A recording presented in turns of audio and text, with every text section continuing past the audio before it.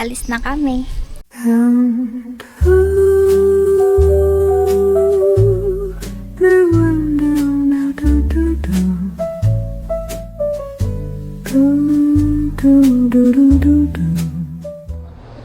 Going to Cebu, ma'am.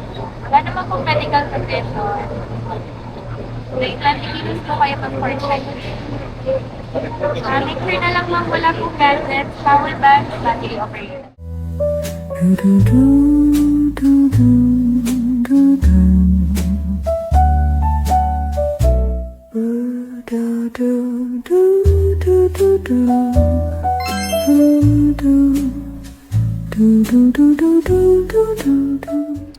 So from gate 18, we were told to move to gate 11 and our boarding time 00:35.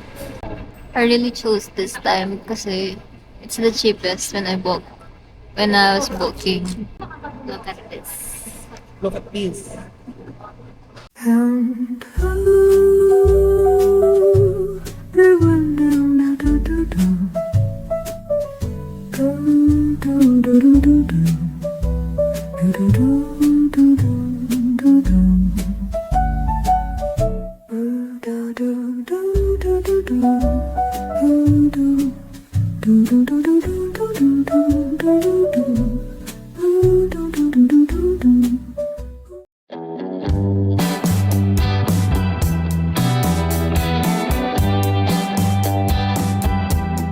From the airport, we headed straight to our hotel.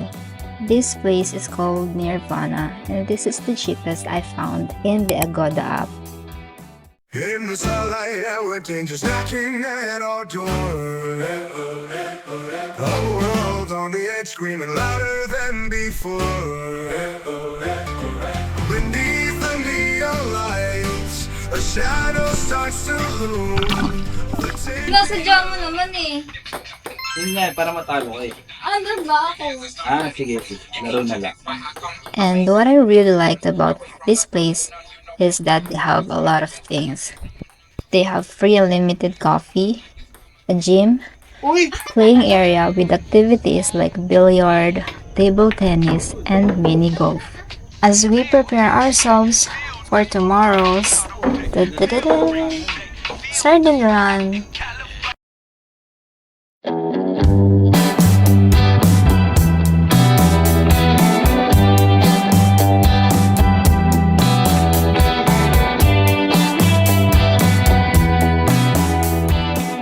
The Sardine Run is one of the famous activities here in Cebu. We went here as early as 7 a.m. to avoid the crowd, and morning is the best time to witness the millions of sardines on shallow water. Lumangoy. Kaya naman po. Sleeping muna tayo. So? Sleeping na. Friends, pupuntahan natin yung Sardines. Sardines yung drum lang. Marunong kayo lumangoy. Yan lang. Ako yung unang sisisid. Tapos, tingin nyo naka-prepare natin. Langoy ka sa ating papunta pa. May video. Tapos medyo malalim yung Sardines. Pag napagod kayo, awat na yun. I am just a beginner freediver, so I did a lot of mistakes, but still, our videographer was very patient with me.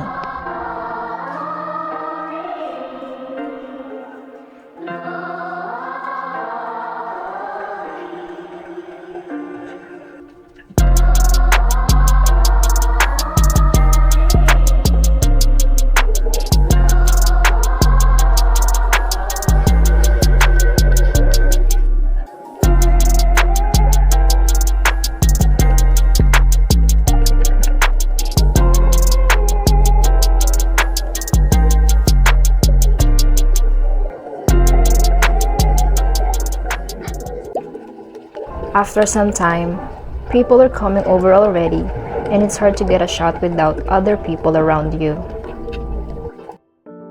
This activity took us almost 3 hours.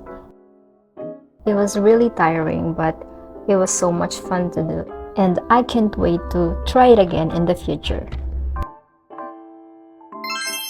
Right after this, we ate our lunch at the nearest eatery and headed straight back to our hotel to prepare and get some rest for tomorrow's another famous activity, which is the canyoneering.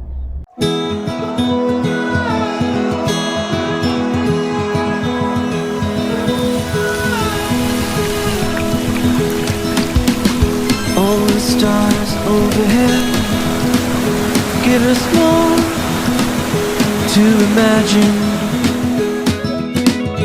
Eyes wide open, letting in all the magic that's about to happen. There's no end to where we go, endless fields to roam. I know we'll find a place for real that others only. Oh well, we just chose to skip the zipline costing 600 pesos because we want to have a little warm up first before doing all the tiring jumps and swim. Ready, 1, 2, 3, go! So are we. Never stop. Horizons. Rebels with the fire under our feet. Every moment changes something with me. There's no end to it.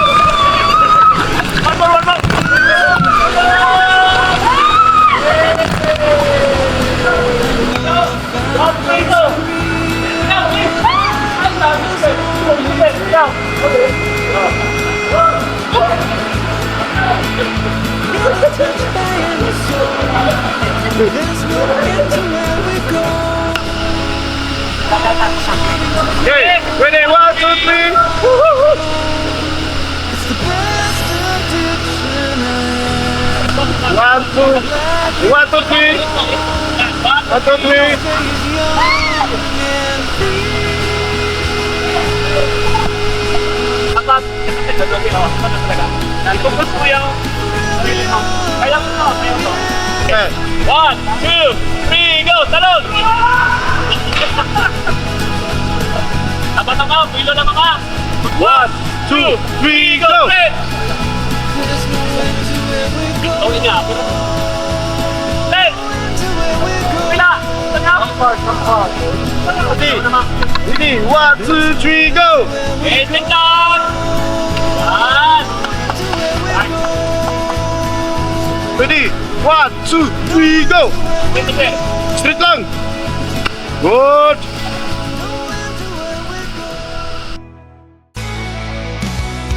Storm clouds gather in the distant sky. Feathers fall where the eagles fly. Battle cries echo on the wind. Legend begins where heroes end. Wings of steel cut through Yan! the night. Okay. Pagtiga lang ha. 1, 2, 3, go! Celestial warrior takes a stand. Guardian of a chosen land. Wings of steel cut through the night. Guided by our fearless light. Celestial warrior takes a stand. Guardian of the chosen land. Hello guys! Nandito kami sa Canyoneering! Canyoneering! Okay, go! In the halls of operation say. You'll know you're halfway once you arrive in this barbecue spot. We chose to eat so we'll have energy all throughout. Eternal life fit for a king.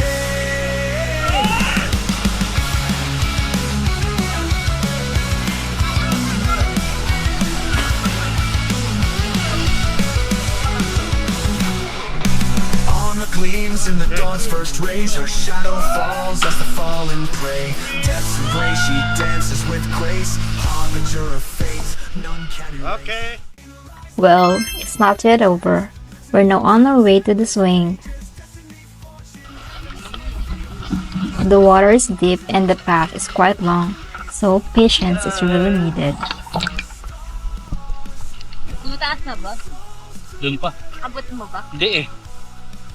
By the way, the payment for the swing is only 10 pesos. Okay, ready? Hawak. Gino. Kaya mo yan. Okay. Hawakan mo mabuti. Okay, hawakan mo lang.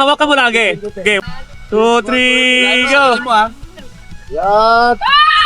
Bitaw lang. Okay, that was so fun. So I asked to do it again. 1, 2, 3, go. On my second try, I finally managed to let it go on time. 3, go. I was born feeding the dust. I built my reputation, fought for recognition. Just a couple of time and we're almost at the Kawasan Falls. Our guide showed us a spot where people used to jump before. Unfortunately, it has been closed because it became shallow after a typhoon. Another sad thing, the 10-meter jump is closed, so we weren't able to try it. It's one of the highlights of the Canyoneering, but here's a very pristine and mesmerizing shot of the Kawasan Falls.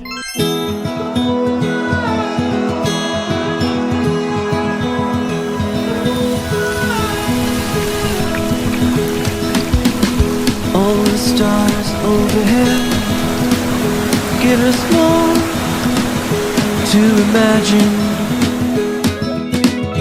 Eyes wide open, letting in all the magic is about to happen. There's no end to where we go, endless fields to roam. I know we'll find a place for real that others only dream. Never touched by any soul. There's no end to where we go.